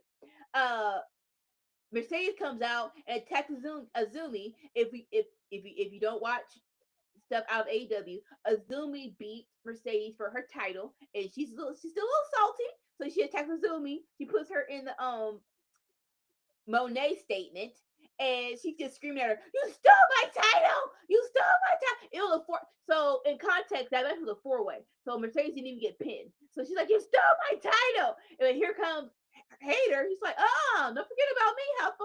You like you hit me from You ain't from gonna have behind all my the face." fun. Like, no. So she comes out and puts Mercedes Monet in her own Monet statement. She was gonna go for the haterade, but the freaking security camera broke it up. It was like boo, boo. Like yeah, let's remember that this is the match for the title of Tony Storm's title, Mercedes versus Hater. I wish we like their build was fine. It's fine. I wish you had a bit more to chew on with them going against each other, but it's fine. I'm hyped because I love these two women. But for people in the back who still don't know who, like Hair has been gone for over a year, right? And she comes back, and you really didn't. You gave her a decent backstory of what happened before, but not really a lot. So like, I wish they would have hyped Hater up a little bit more. That's why last week, or yeah, 2 weeks ago, when she was doing her interview with Renee, she's like, "I'm not good. I'm not bad. I'm just hey." I'm like, "No, Heffa, you actually won this title. You were actually AEW Women's World Heavyweight Champion. So what you talking about? You were the best. I need you to put like brag on you. You're not a newcomer. You're not a rookie. You actually beat the best. You actually were the best. It'd be like this story would have been a lot better if that was the story. It's like I was the best. I want to get back to that spot. Not I'm just me. I just want to honor Owen Hart. No, get your in the words of Sting to Darby. Go and get your title back. Yeah, no, I mean, I thought that this was fine. The post match stuff was fine. They're hyping up Hater versus Monet. And it should be a fun match. They've definitely decided to. I don't know why the decision to, but they've decided to lean 150 million% into the '70s Jamie Hayter character. That outfit she came out to attack Monet in is that bell bottom romper outfit was a man. So I'd love to know if WCW and Eric Bischoff originally came along and started to really blur the lines and take people and let them be who they really are, as opposed to just kayfabe characters. And and as a result, now I often wonder how much is someone's personality or some. I don't know. Is this actually who Jamie Hayter is? Is she like a '70s chick? Is that just who she is by nature? Maybe this was her like, hey, just let me be me? Or did someone come to her and say, when you come back, we want you to be '70s Jamie Hayter? Like, I'd be interested to know. Either way, it is what it is. I hate to put too much on it because it's only what it is. It's not like she's out there doing disco or has disco music or a disco ball, Right. any of that stuff. So it's not like in that regard she's leaning into like a character in that regard. But so I can't complain too much. It's just it strikes me as odd. I always thought since she's come back, I thought it was kind of an odd look for her, but it is what it is. I'm not necessarily the biggest fan of baby face Hater, which is what I think she is at Yeah. the moment. Yeah. I prefer the heel Hater from before. I prefer the Jamie Hater, not that got bossed around by Britt Baker, but that was with Britt Baker. When they were kind of together in a little bit of a team. Um, I always wanted her to get out of Britt Baker's shadow, but I liked her personality better than I do now. I'm not a big fan of the face Hater. That being said, I think Jamie's probably going to beat Mercedes. That would be my guess, and we'll probably get Jamie versus Tony. But I don't know. Who knows? I'm definitely here for it either any way it shakes out. Mercedes versus Tony, Jamie versus Tony. All of it should be fun. And in the meantime, Jamie versus Mercedes should be incredible. So. Yeah. No, totally agree. All right. Commentary played tribute to Sabu. And they let Taz make some beautiful words. A very right decision, because Taz, like, from the bottom of my heart, he was like this, like he was basically like he was a machine. He was so good in the ring. He was my brother in ECW. He gave me more than what he needed to. I love you, brother. I'll miss you. And everybody in the commentator and people in the back did the Sabu point, and like very touching. I wonder who has like, I know like most of the stuff from ECW, and probably WWE has the footage for him from ECW. I like this was great. This was so good. I want a proper video package. I feel like Sabu deserves that proper video package, and that's all I'm missing from all these tributes. I just want a video package. I think WWE has it in their booty. But yeah, I wish it's like this one of the times where it's like, listen, you're not gonna do it. At least give the footage to AEW so they can do it. It's like real talk. I'm like, that's all I want. But like Taz did a beautiful job. It was a beautiful tribute. It was really good. Yeah, I mean, this is one of the things that wrestling does well as a whole, as an industry. Unfortunately, it happens all too often, but they do solid stuff when it comes to recognizing the passing of a fellow wrestler. So, and I thought Taz came across well. I don't want to say anything. I don't know anything about Sabu, so I'll just keep my mouth shut because I don't know anything. So, rest in peace, and it is what it is. So. Yeah. Thankfully, nothing came out of anything crazy. He was fine. And if you love ECW, he was probably the top person to have rivalries with. Like when he was in his prime, it was awesome. 90s awesome. So MJF is now in the back. He's happy. He's a part of the Hurt Syndicate, but he wants his lawyer, Mark Sterling, to check out the contract. As a smart businessman would, as MVP or as MJF points out, MVP is not very happy with the idea that Mark Sterling is, or that MJF thinks he needs an attorney to look at the contract. What do you think of this little segment? Like you said, why are we dragging this out? So we're getting a contract signing next week. I'm like, he's a part of it. Why is there a contract signing? What the fuck are we doing, bro? Honestly. And so, like you said, it's fine. I love the notion of, yes, he's in your group, but let's not forget he's still MJF. So let's not act like he turned a new leaf. He's still gonna MJF. So, but like you said, he's gonna drag out. Do you think anything's gonna happen next week where it's gonna be shenanigans ensued? So this reminds me of a point I wanted to make earlier during the whole Top Flight Hurt Business, MJF, Dustin Rhodes, and Cube, all that. Yeah. I know that I'm one of those people that can't be pleased. I get it. I'm gonna complain either way. It's too much. It's too much. That segment of time from the beginning of the backstage through the thumbs up and it was way too long a segment.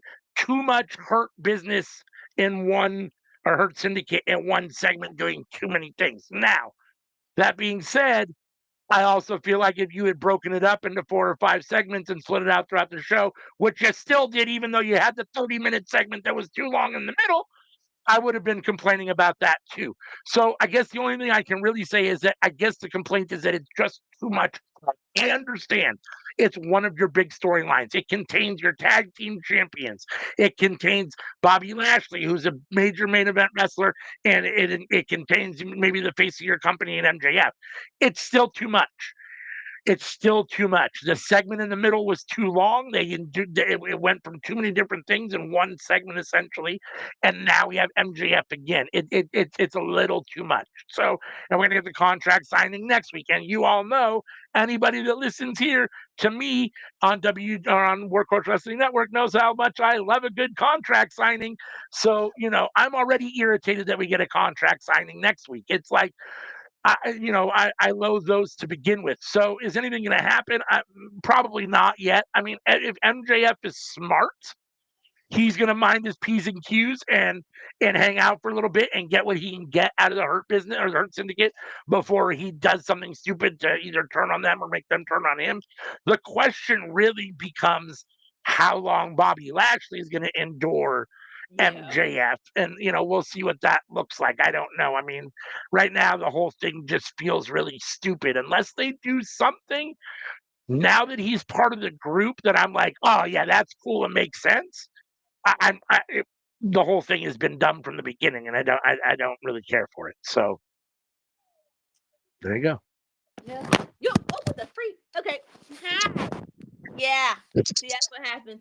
We talk too long about freaking segment. The freaking iPad's like, listen, are we not done yet? No, we're not done, iPad. We still got a couple more seconds to go.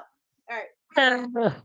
So after that, we get an in-ring segment from what you call it with Tony Schiavone and Nigel McGuinness and Daniel Garcia. If you have not been seeing Collision last week, it was FTR versus I want to say, was it Daddy Magic and Garcia? I want to say yes. No, because Daddy Magic came out and saved him. No. It was Garcia and somebody else. It was FTR versus Paradon, right? Oh yeah, that's right. Yeah. And while they're doing the match, FTR was. That was the 2 out of 3 falls, right? Wasn't that the 2 out of 3 falls? Yes. Yes, I want to say yes. And they're healing it up. And for some reason, Dax goes to the commentation desk. Well, I don't say for some reason they've had this feud where they were bullying Tony Schiavone, and Nigel stood up for Tony Schiavone. Then during this match, Dax goes, what happened? What? Let's just call a spade a spade. They're doing this because Pat McAfee just wrestled Gunther. So as a result, because they have to copycat now, Dax is over here fucking with Nigel. So go ahead and proceed, but let's just put it all on the table. Yeah. But yeah. So during that match, they were healing it up, and they were actually shoved and were playing with Nigel. And Nigel was like, "Listen, I'm retired. I'm just a commentator." But it went too far. That match ended in shenanigans, like a crackhead. I'm not even emotionally. I'm not even sure who won. I think FTR. I'm not sure, but basically it ended with Nigel getting in the ring and putting his hand on FTR. Right. So fast forward to Dynamite. Nigel was like, "Listen, I am retired. I I am a commentator. Tony, I'm sorry because I did what I told you not to do. Basically, stay behind the desk. I didn't do that, right?" And here comes Daniel Garcia. He's like, look, I know these guys. I'm gonna go against these guys, but I need backup. I wouldn't mind. I wouldn't mind. I would love it if it was you. I know you don't want to do it, but I'm telling you right now, we'll be a great formidable force. And Nigel's like, look. I'm tired. I don't want to do this. He's like, look. And so Daniel's trying to gas him up. It's like, look, you can still go. I think we can do this together. Blah blah blah blah blah. Because no offense, Daniel Garcia, he's fine on the mic, but he's not great. Okay, let's go to the segment. And then here comes someone who is great on the mic, Stokely Hathaway. And so Stokely comes out and he's healing it up in great Stokely fashion. And he's like, "What kind of foolishness is this? I'm here as FTR's agent, and we got an apology from Nigel for putting his hands on us." And so Nigel was like, "Look," very sarcastically, "I'm very, very sorry." And Stokely came up. He does. Okay, first things first. Where is Nigel from? Is he from Australia? He's from Europe, right? He's from Yeah, he's England, British. right? He's British. Yeah. So Stokely, he said he's imitating Nigel. "I'm sorry, mate." I'm like, that is Australian. Why are you were so stupid? And so basically, and so that was so dumb. And so he's like, and so basically he's like, "So because you put your hands on us, you're gonna get what's coming to you." And here comes FTR from the audience attacking Nigel and Dan Garcia. And Nigel got his little moves in. All right. It's not 100% like he's gonna be there, but he's doing his thing. But FTR is FTR. They are still an elite tag team, so they're basically they're basically big rig Daniel Garcia. They proceed with the beatdown, but here comes Daddy Magic with a chair to fight them off. That the crowd's going wild. Daddy Magic, and that's end. That's the end, right? We don't have an official match in place for these four competitors, but it's pretty. I think we're all pretty sure it's going to happen. When Double Nothing, sure. Like you feel enough to be on Double Nothing, fine. For a segment, this was fine, but like I said, Daniel Garcia isn't that good on the mic. So you would think, oh, we haven't seen for Nigel McGuinness fans, this should have been bigger. This should have been like, "Oh, Nigel's gonna get in the ring one more time. Let's go, yeah!" But it just felt fine. It wasn't the big crowd pop that I was expecting, right? But when Stokely got in there, it just went stupid all the way. And so like I said, Garcia, you put the mic in his hand. You gotta take some more classes. Like, he's not bad, but he gotta be better. Basically, he gotta be better. But with your thoughts? It was fine. I mean, it's FTR is who they are. Stokely's great. Nigel, I'm a Nigel fan. I I don't know that I was very excited to see Nigel in the ring versus Bryan Danielson. I don't know that I'm necessarily interested to see him in the ring again. I thought he looked fine. It's got nothing to do with that. I don't know that, like, I'm not a big fan. Nigel, I have a little bit less of an issue with than Pat McAfee because at least Nigel is a wrestler. So, I can kind of understand getting the announcing wrestler guys, whatever. If you're going to use an announcer, use a former wrestler to do the storyline with, as opposed to, and don't get me wrong, I understand Pat is an athlete and Pat has been fine. He's done fine when he's been in the ring. At the same time, Pat by default is not a wrestler. So, in that regard, at least it's Nigel, and I like Nigel, so that's fine. I, as you do with anybody that doesn't wrestle a lot and that is older, I don't want to see Nigel get hurt. So in that regard, I'm a little worried. But FTR is pretty safe. They're solid veterans. Daniel Garcia will take the bulk of the work, assuming that this match happens. He'll take the bulk of the offense. Is FTR in a feud with Daniel Garcia and Nigel McGuinness a needle mover for one of the best tag teams on the planet? Absolutely not. No disrespect to Daniel Garcia or Nigel McGuinness, but it is what it is.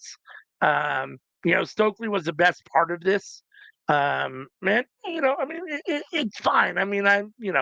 Watching this match, it'll be what it be, and hopefully FTR moves on to something else that's a little bit more feels on their level. But again, like you said, that at this point Tony Khan doesn't really care about the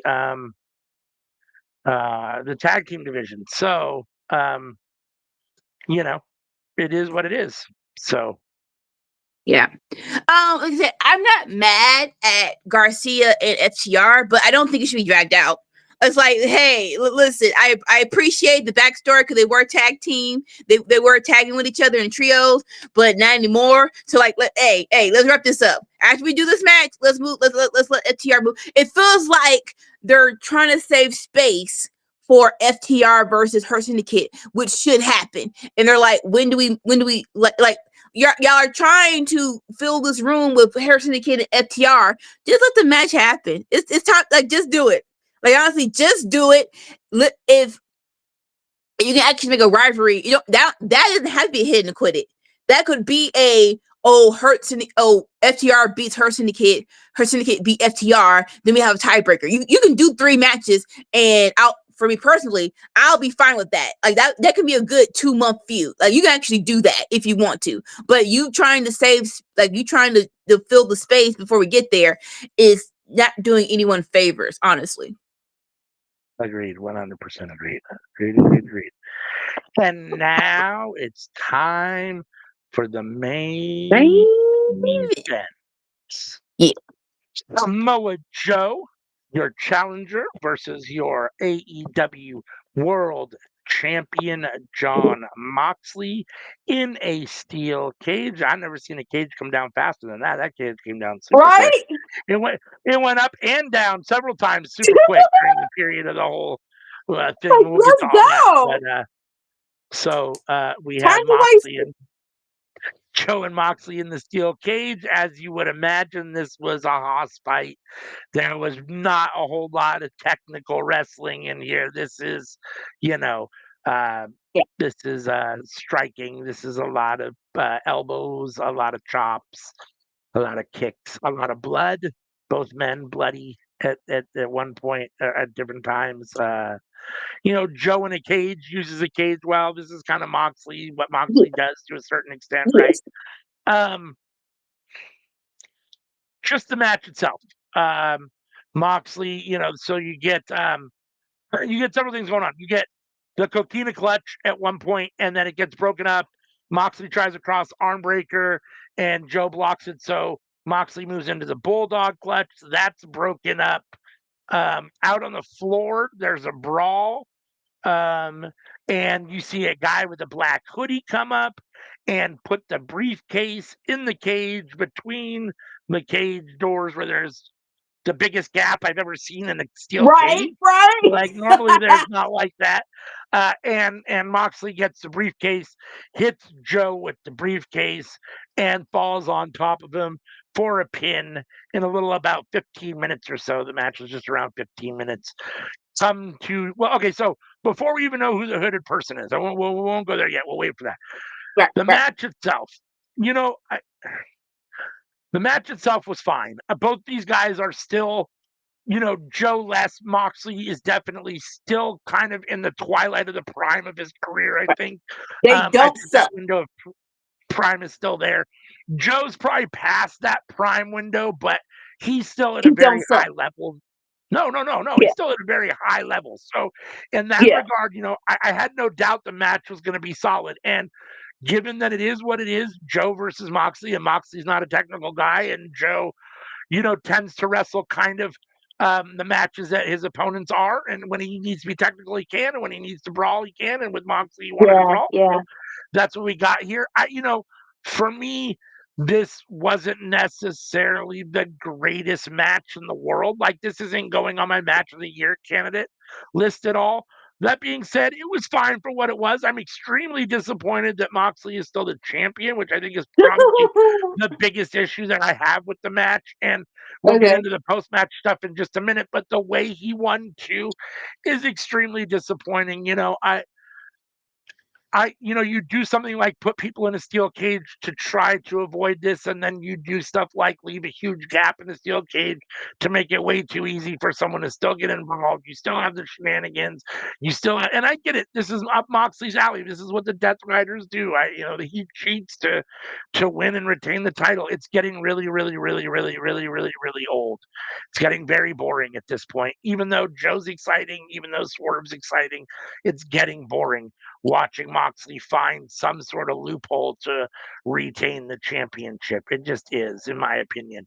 And honestly, for me, it's not, maybe this isn't fair, but for me personally, just my eyes, all I can comment about is my opinion. It's not doing anything in my eyes for Moxley's legacy or overall. It's not, for me, this isn't what I would call one of the better times in Moxley's career as far as this ring goes. So, I think the sooner that they can do something different, for Moxley is probably best, and for me as a fan, it's best. So I was disappointed. The match itself, I thought, was fine for what it was. I'm getting a little bored with Moxley's style of wrestling, to be honest with you, at this point. I feel like it's very cliche and predictable, which is when I start to get kind of tired with guys and frustrated. So, Moxley's going to bleed. He's always going to, there's certain things that you can count on in a Moxley match, right? And so I don't know. It's fine. I mean, Joe's great, and I love Joe. Joe's one of my all-time favorites. So anytime he's in the ring, I'm happy. So in that regards, he saved it. I've been back and forth on Moxley and Ambrose over his career and, his time in wrestling.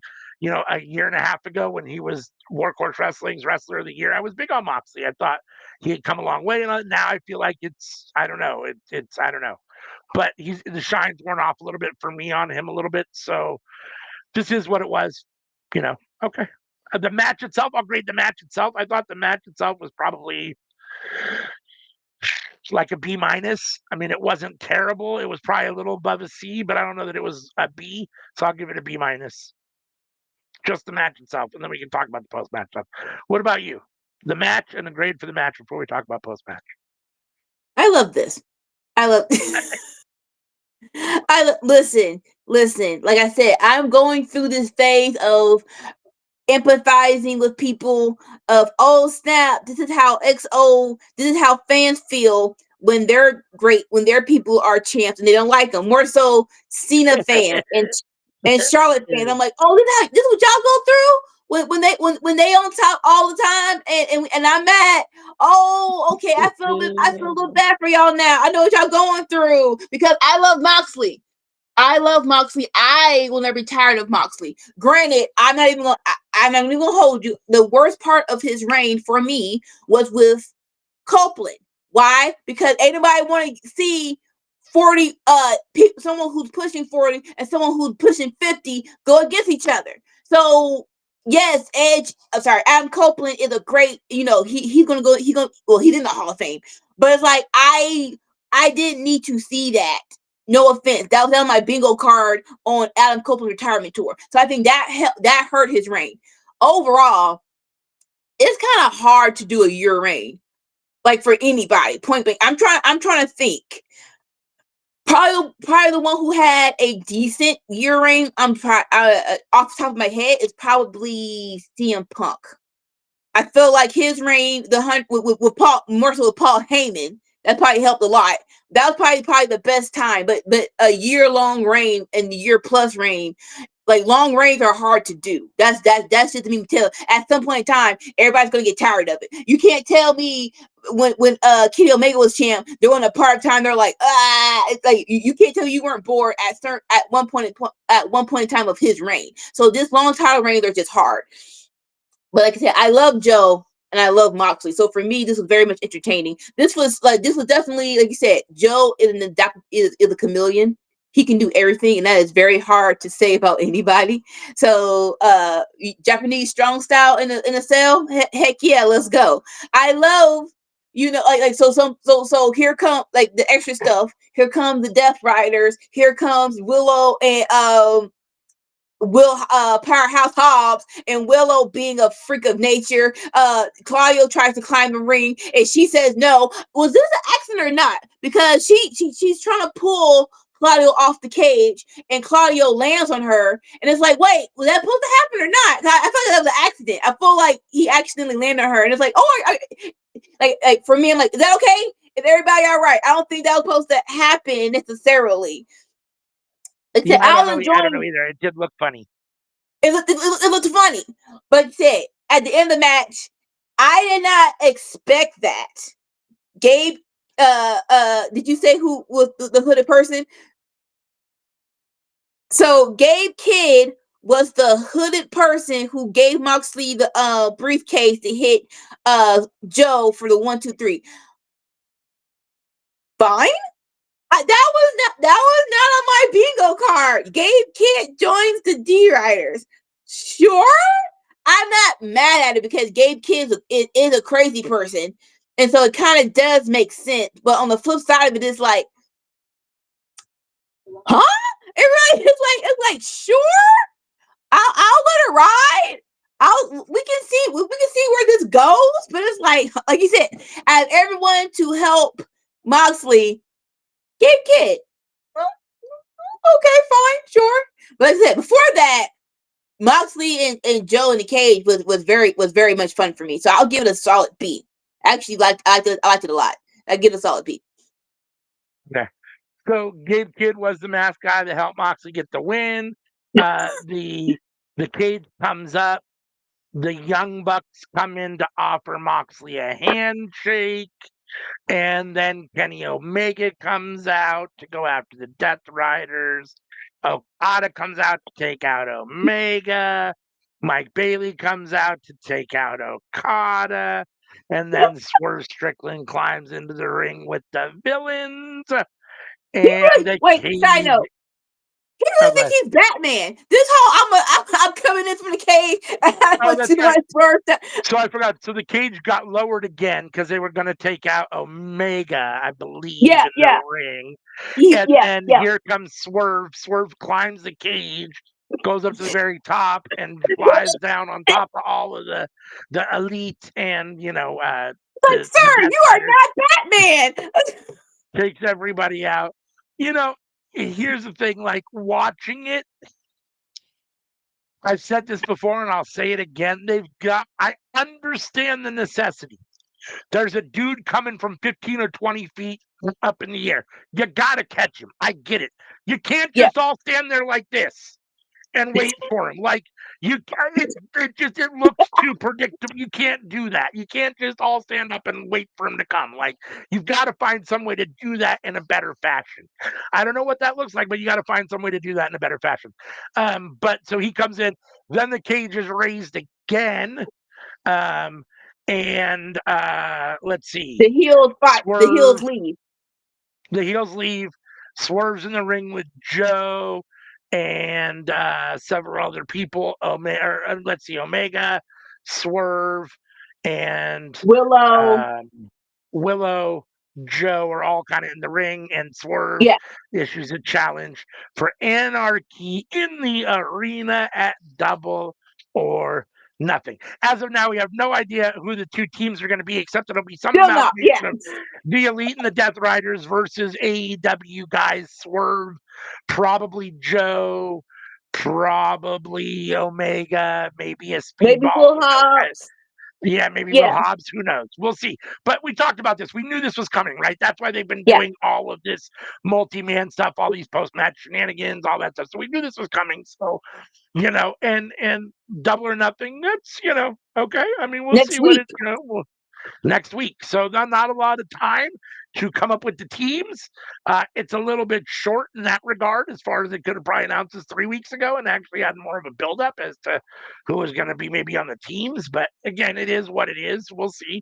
The match itself, no matter who it is, should be fun. They always are for what Yeah. they are. They're going to Yeah. be a spot Yeah. test. Anytime you got the Young Bucks and Omega, you're going to have your spots and your big moves and all those kinds of things. So it should be fun. I'm not always necessarily the biggest fan or proponent of Anarchy in the arena matches, just in general. But Anika loves them, and it should That's be. why you're queen. Let's see. So yeah, I mean that was basically the end of the show. Mhm. I'm The, trying. Go the ahead. ending was a lot. Like the ending. I get it.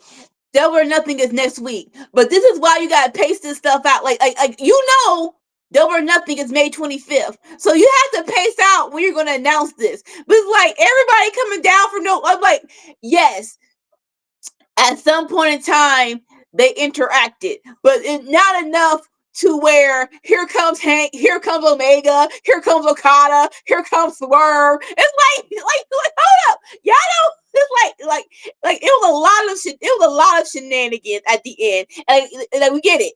Eric, like I said, Double Nothing is May 25th, so we only have 1 week to actually announce it. But it's like you gotta better pace this. Yeah, y'all gotta better pace this because there's a lot. It was fine. Agreed. Yeah, I mean the Anarchy in the arena thing feels a little rough. They should have maybe pushed it out. I know that you do Like, something like that usually at Double or Nothing, but they could have pushed it out to All In. I mean, and at least let it build a little. I mean, I mean, I guess it's like, been building. They've been fighting, but it's like, you just brought Gabe Kidd into the fold. And don't get me wrong, like I like Gabe Kidd. I think Gabe Kidd to the yes, Death Riders fits. I think his personality fits. Um, you seem to have issues with keeping Pac stateside, so or for whatever yeah. reason, Gabe Kidd fills that void, hopefully, and it can Oh, be and he's more hurt. consistent. Okay, And Pac's it hurt. can be a Yeah. little bit more consistently, there. Um, Moxley winning ensures that the Death Riders are staying around anyhow, but adding more members further ensures that the Death Riders are hanging out for a little while longer. D Riders are hanging out for a little while longer, which is, I guess, what it is, Yep. But I mean, the show was fine. Like you said, they should have. They need to pace it a little bit better. The Anarchy in the arena needed a little bit longer build up than just 1 week. We'll see what it looks like on the go home show next Dynamite. But Yeah. I mean, I thought that this show overall was a solid show. I think if we look back on our grades, I want to say the opening match was the grade that was the match we give the highest grade to, right? It We both give it was. an A-, right? Yeah. Yeah. No. So The winner. Yeah. go ahead. No. Oh, and winner of the winner's circle AEW Dynamite Beach Break special show is Osprey and Hangman versus Takeshita and John Alexander. If we're going to do this match versus match, it's very hard pressed to have to who's going to beat Osprey. If we're going to do it, who's match versus match. Yeah, agreed. I mean, it's very rare that Osprey is probably not going to have the best match of the night, right? Exactly. And then Yeah. you put him in with Hangman, who a lot of people consider a very one of a great wrestler. Let's put it that way. He's a very great wrestler. Yeah. and Takeshita and Josh Alexander. I mean, Josh Alexander's been considered one of the better wrestlers in the world for a while, and Takeshita, we know what Takeshita does, right? And his reputation. So, you've got 4 premier wrestlers in the ring at the same time. So, you got what what you expected. So that match is as Anika said, our winner match of this episode of Dynamite. Since we only had the one episode of Dynamite, we're doing matches this week. So, but next week we will have Collision again from tonight, and then Dynamite from next Wednesday. So, without any further ado, unless there's anything else you wanted to say about this show, we'll do a little housekeeping and we'll get up out of here. Join us every Tuesday night, 7:30 p.m. Pacific, 10:30 Eastern, for the cookout where we all come together and talk about what's cooking up in the world of professional wrestling. Friday nights, join us for our Friday night fights where we watch SmackDown in real time. It's always Anika and hopefully someone else, usually Sammy, when he can get there. But last night it was Anika holding it down all by herself. So watching SmackDown in real time, 5 p.m. Pacific, 8 p.m. Eastern, giving you her real-time opinions and review of the show. Then let's see. If you want to scan this QR code, or please scan this QR code, it will take you to Linktree. And from Linktree, you can get to all of our social media from one place. You can see all the social media platforms on the screen where we are active. So please come check us out over there. Love to interact with you guys over there. Everywhere that we are, love to hear from you guys.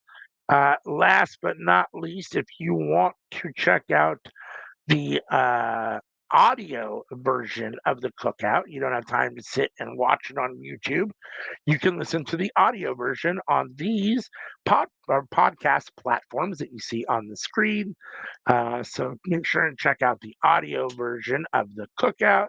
You can hear our golden vocal cords talking to you while you do your daily chores or drive around in your car or whatever it is you're doing, feeding your children, whatever it is. No, I'm just kidding. Anything else you want to say before we cut out the lights and get out of here? No, we're fine. Let's go home. I don't even know where that came from, but so all right. Until next time. Peace. Bye. Just keep Hold on, sorry. Just keep That's dancing. wrong Just keep button. dancing. Yeah. Come on. What's going on?